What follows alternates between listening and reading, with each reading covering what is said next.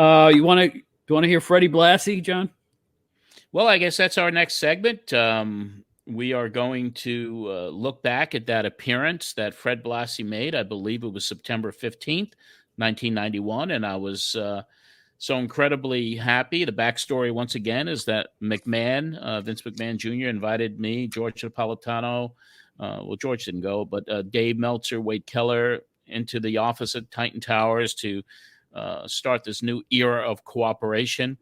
And I asked for Freddie Blassie, and I was able to get him on the show, his only appearance. And to me, one of the most memorable, historic appearances by anyone ever on the show. Well, I feel the same way. Let us hear the dulcet tones of the one and only classy Freddie Blassie. Fred, are you with us? I certainly am, John, and it's a real pleasure hearing you commentating there. Well, it's been... You saying since 1972, I mean, you were a very easy fellow to work with anytime you needed anything, and I was able to help you. I was more than glad to do it because you were doing an A-number-1 job.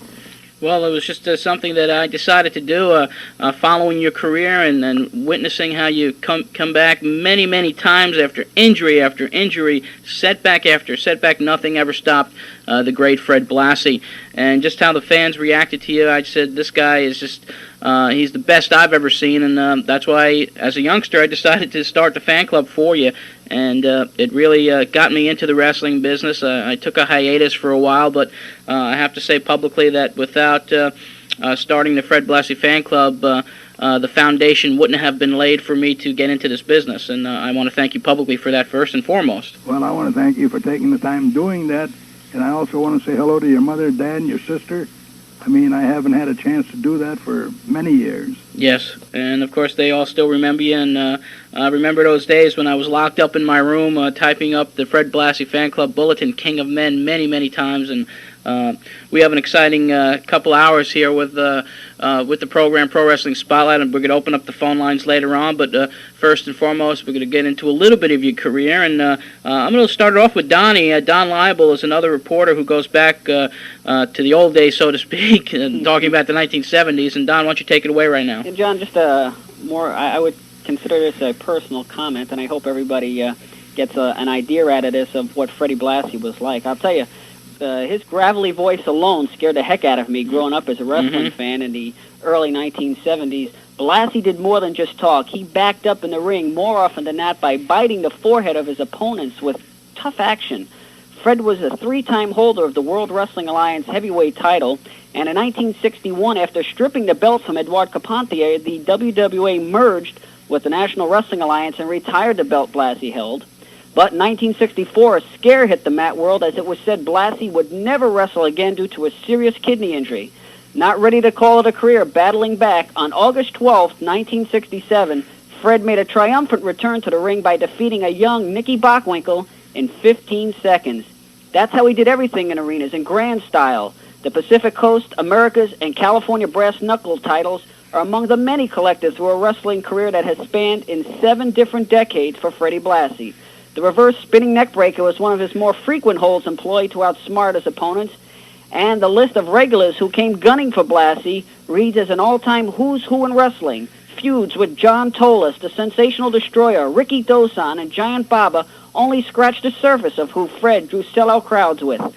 Stints in the World Wrestling Federation seem to have what made him a household name for good with wrestling fans. After dueling with then-champions Bruno Sammartino in the 60s and Pedro Morales in the 70s, Fred took up managing. His first protege was Nikolai Volkov, and others to follow in the stable were, among others, Victor Rivera and High Chief Peter Maivia.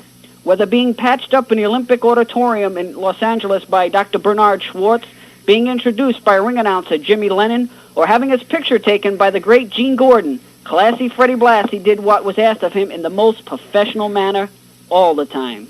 John?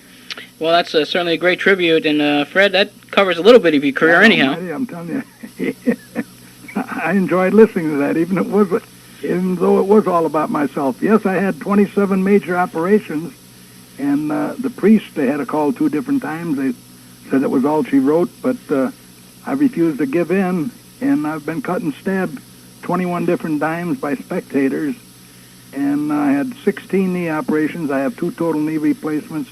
I have a total hip replacement. I lost my right kidney. Left kidney's been operated on. 7th to 11th thoracic vertebrae are fused together. I had 3 cracked vertebrae in my neck, which means my neck is broken. Both elbows, I can't straighten the arms out. And outside of that, I didn't get hurt too bad. He didn't get hurt too bad. Yeah. I mean, that was, he had hepatitis, which kept him out for a while too. I mean, he just kept bouncing back and what a remarkable, resilient career that this guy had. Oh my gosh.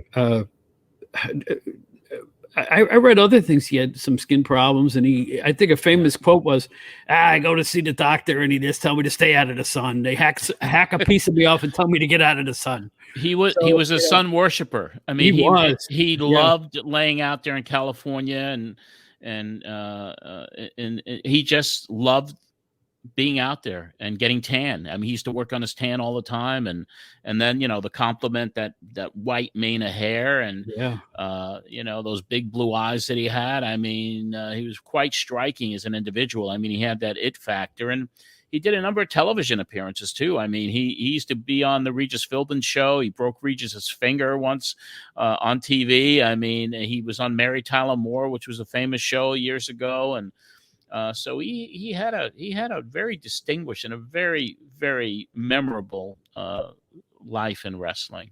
I remember that appearance. I think that was actually the Dick Van Dyke show. It was Mary Tyler Moore. Yes, right. It was Dick Van Dyke. He's on the very end of the episode, and he picks up Dick Van Dyke and does the twist. Yeah, holding him over his shoulders.